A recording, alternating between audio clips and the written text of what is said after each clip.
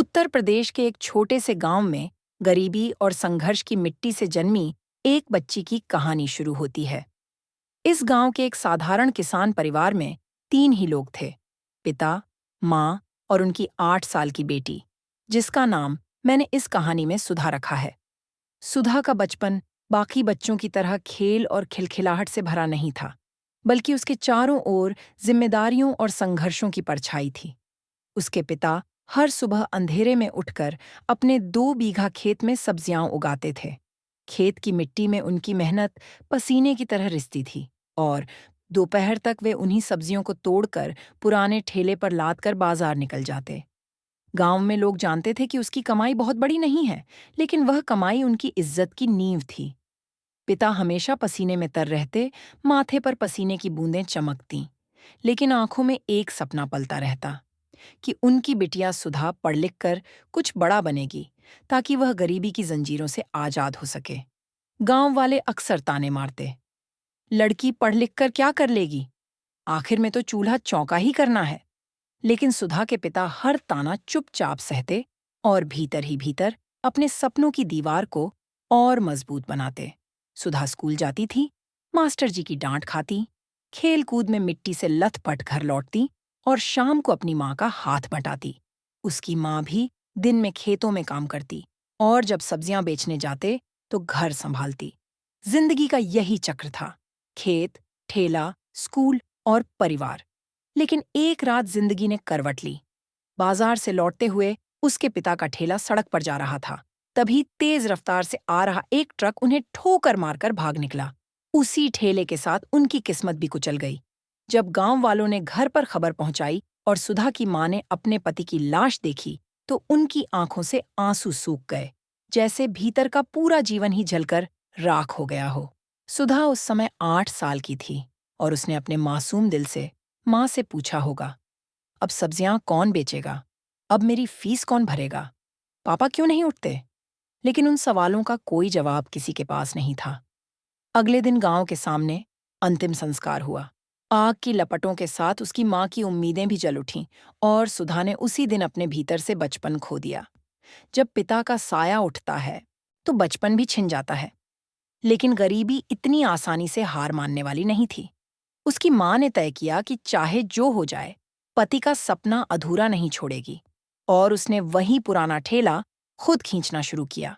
वह औरत, जो समाज की नजरों में पर्दे और घर की चार दीवारी तक सीमित मानी जाती थी, अब हर दिन ठेला खींचकर बाजार जाती, सब्जियां बेचती और अपने माथे का पसीना पोंछती। सुधा स्कूल जाती, लौटकर माँ की मदद करती और रात को पढ़ाई करती।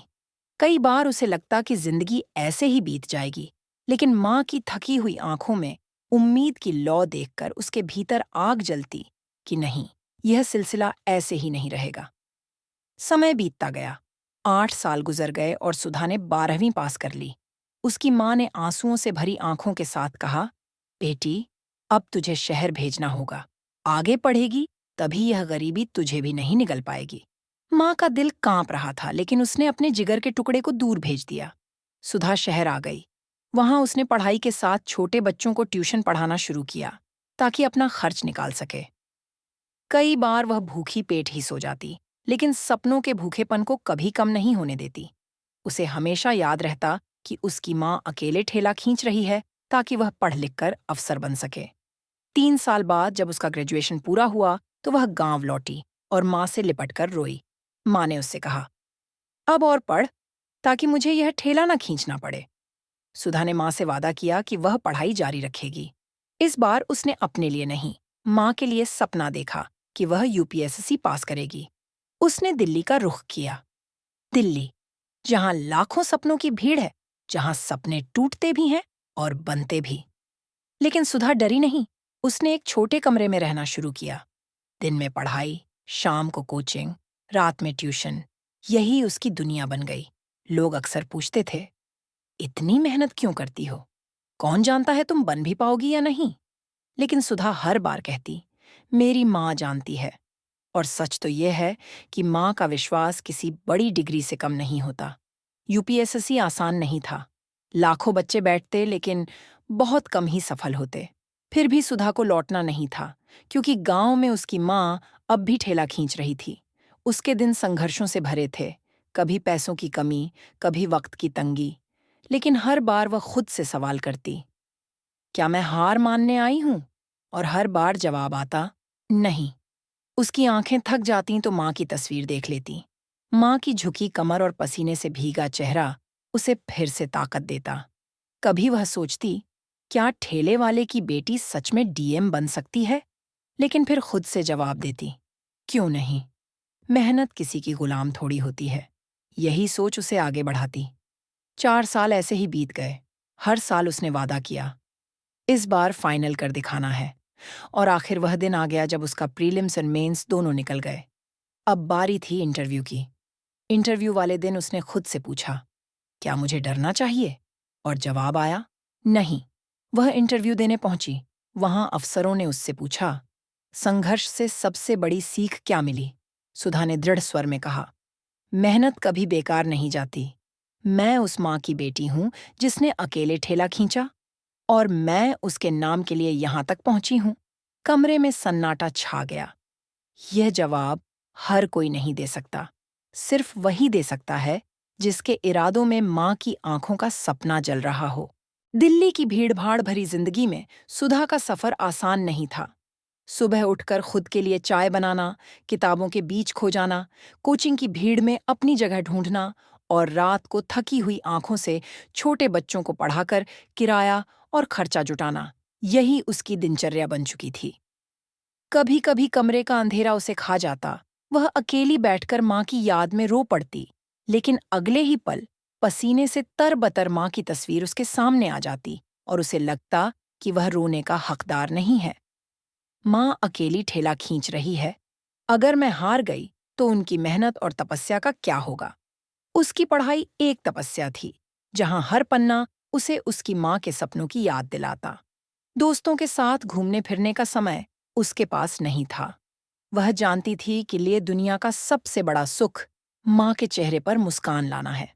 हर बार जब पैसे खत्म हो जाते तो वह अपनी भूख को दबा देती। एक कप चाय और पानी के सहारे किताबों में डूब जाती। कई बार उसे नींद से ज्यादा सपनों की भूख सताती। 4 साल के संघर्ष के बाद जब उसका नाम यूपीएससी की सूची में आया तो उसकी आंखें भर आईं। यह सिर्फ एक रिजल्ट नहीं था, यह उसके पिता की आत्मा की शांति थी, माँ की मेहनत का उत्तर था और उस हर ताने का जवाब था जो गांव के लोगों ने उसके परिवार को सुनाए थे। लेकिन इस कहानी का असली मोड़ अभी बाकी था। सुधा रिजल्ट आने से एक दिन पहले गांव लौटी थी। माँ ने आंखों में सवाल लिए उससे पूछा, बेटी कुछ बना कि नहीं? और सुधा ने मुस्कुराते हुए कहा, कल देख लेना माँ, तेरी बेटी अब किसी का ठेला नहीं खींचने देगी। माँ ने उसे गले से लगाया, लेकिन उसके चेहरे पर थकान और टूटन साफ झलक रही थी। जब सुधा ने घर में वह पुराना ठेला खोजा तो नहीं मिला। उसने माँ से पूछा, ठेला कहाँ है?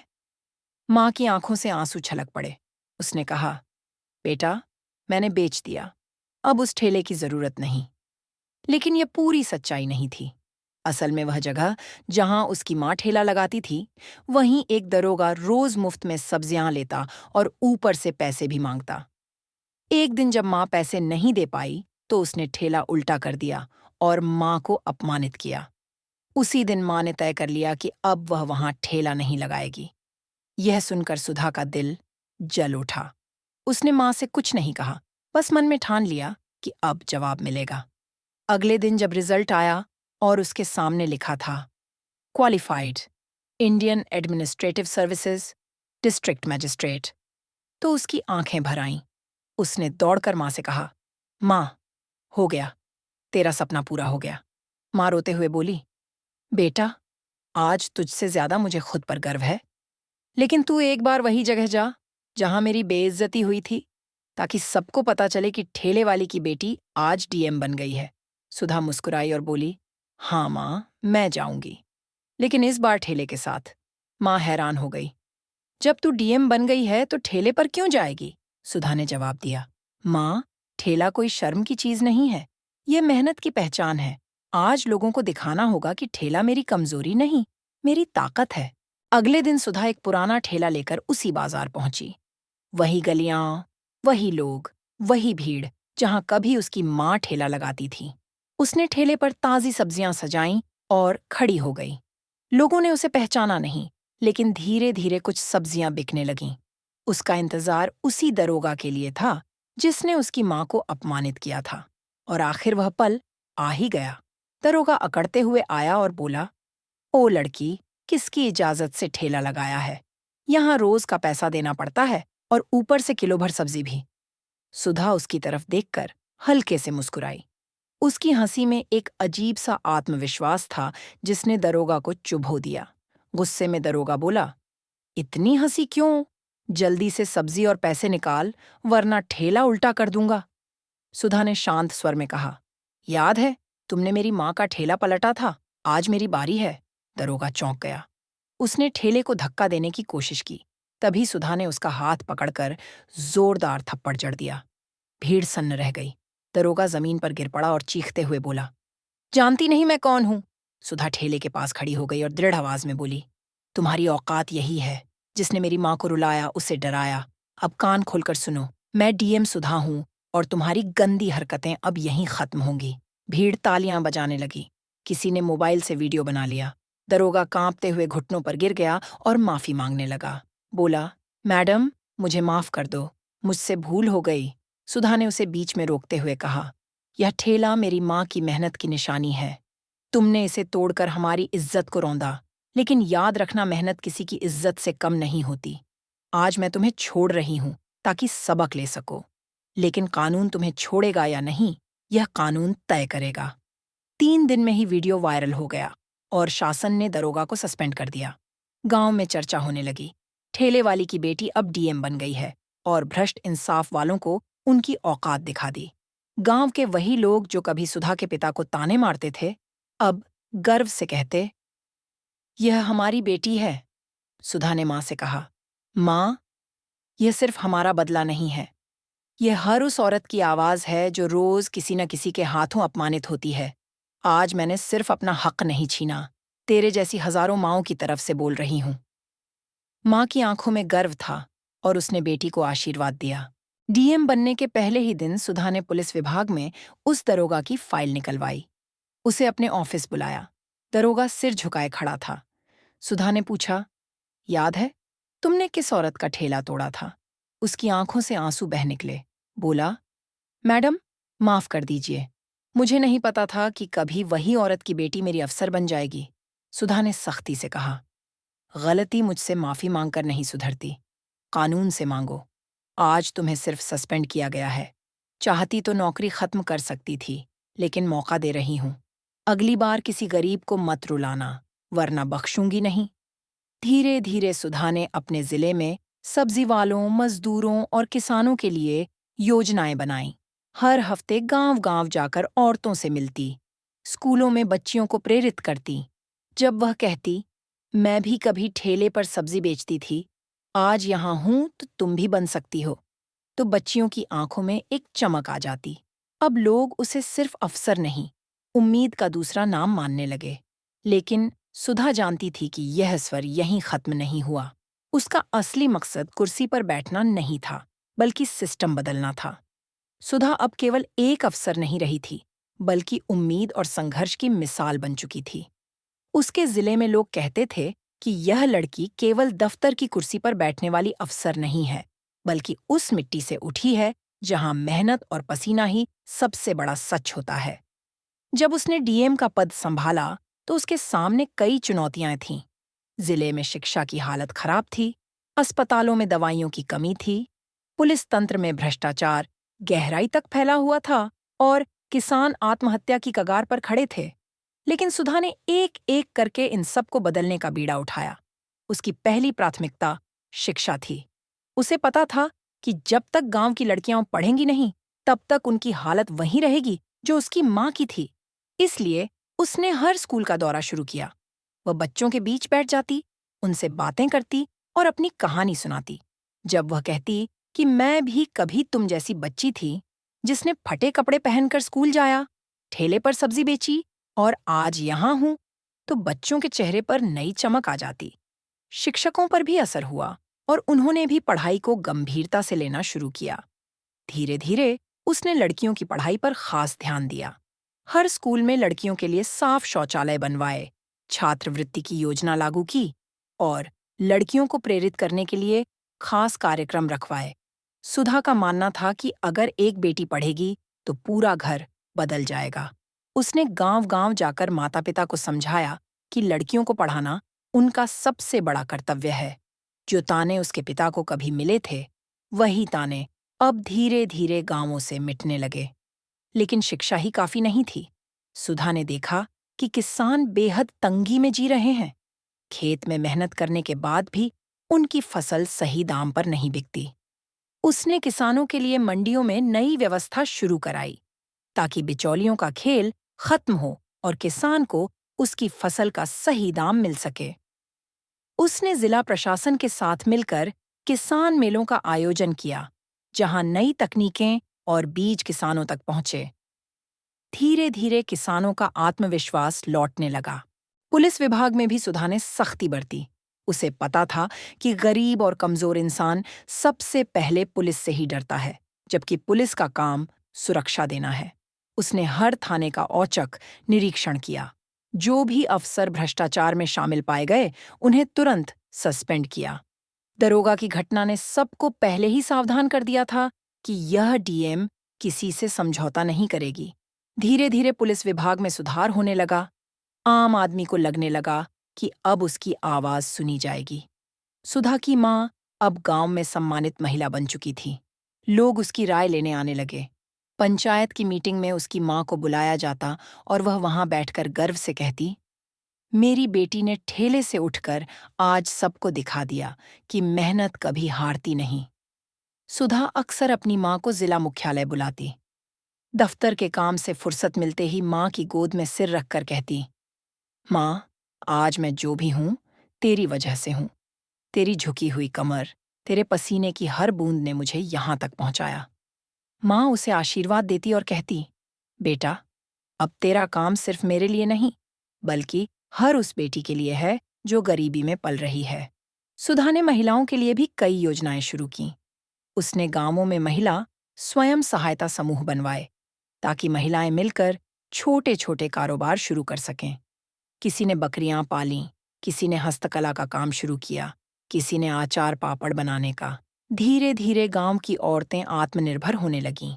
अब वे केवल घर और खेत तक सीमित नहीं रहीं, बल्कि कमाई करने लगीं।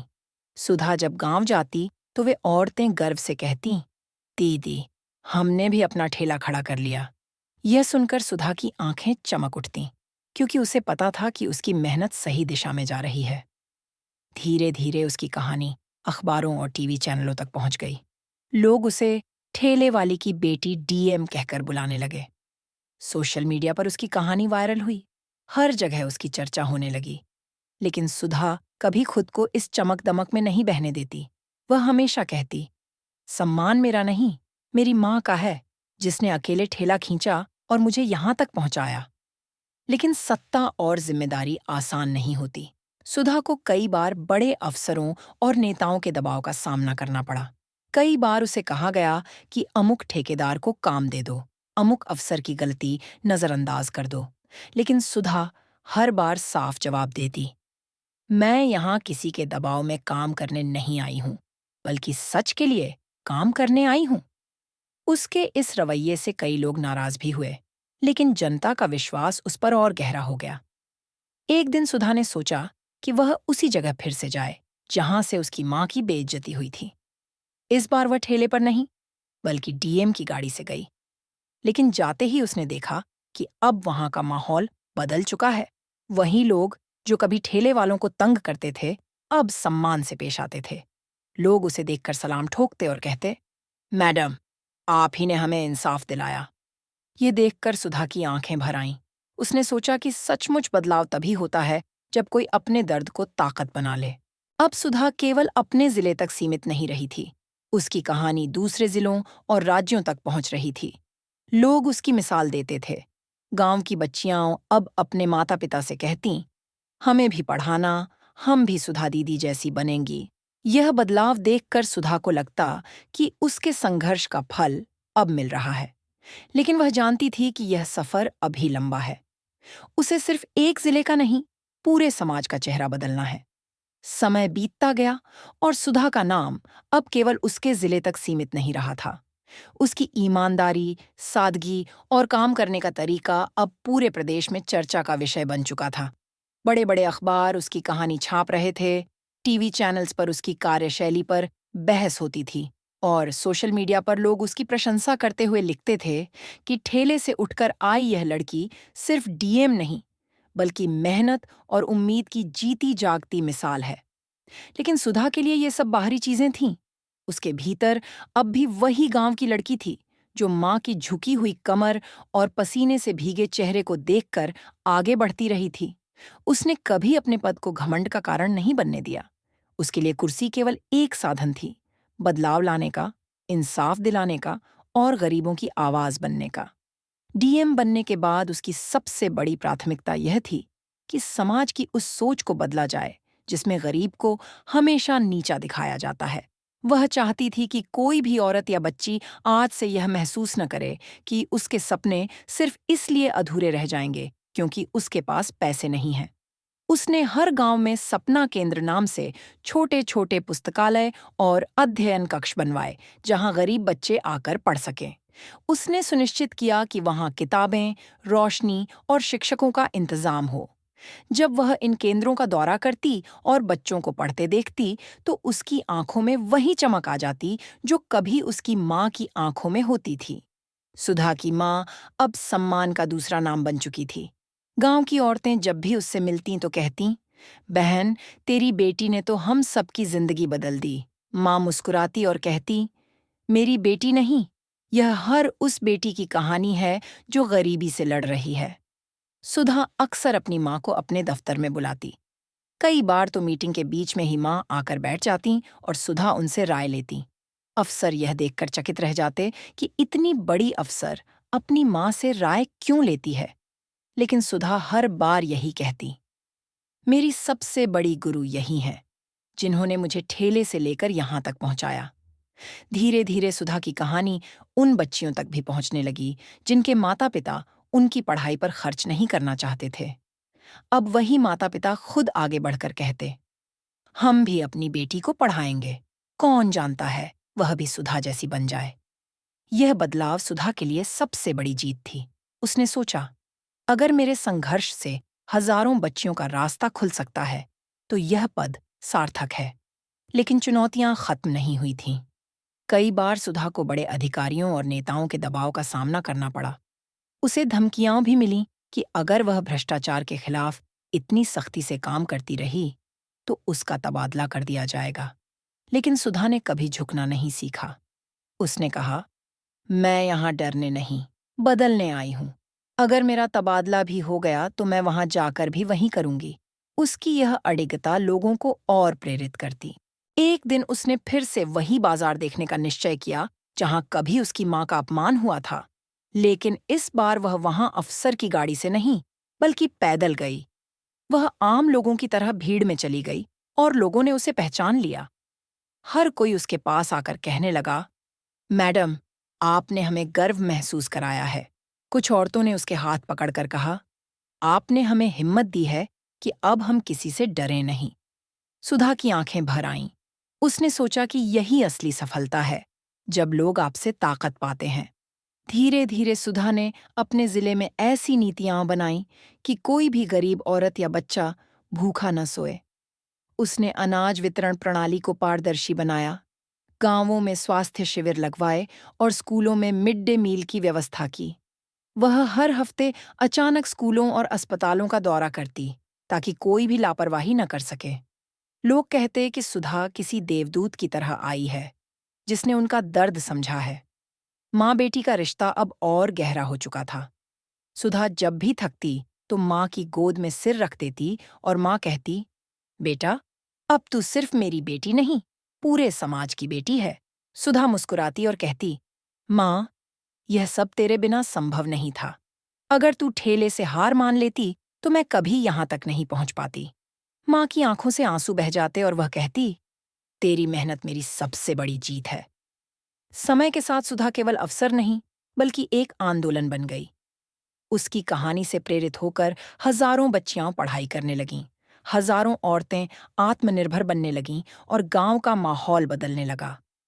अब लोग गरीबों को ताने नहीं मारते थे, बल्कि उन्हें सम्मान देते थे। हर जगह सिर्फ एक ही बात कही जाती, मेहनत कभी हारती नहीं और इज्जत भीख में नहीं मिलती, उसे छीनना पड़ता है। सुधा ने अपने जीवन से यह साबित कर दिया था कि गरीबी कोई श्राप नहीं, बल्कि वह पहला पायदान है जिस पर खड़े होकर इंसान आसमान छू सकता है। उसने दिखा दिया कि माँ बाप का आशीर्वाद और अपने सपनों की सच्चाई किसी भी ठेले वाले की बेटी को डीएम बना सकती है। उसकी कहानी हर इंसान के लिए यह संदेश छोड़ती है कि हालात चाहे कितने भी कठिन क्यों न हों, अगर हौसला और मेहनत साथ हो तो कोई भी सपना अधूरा नहीं रहता।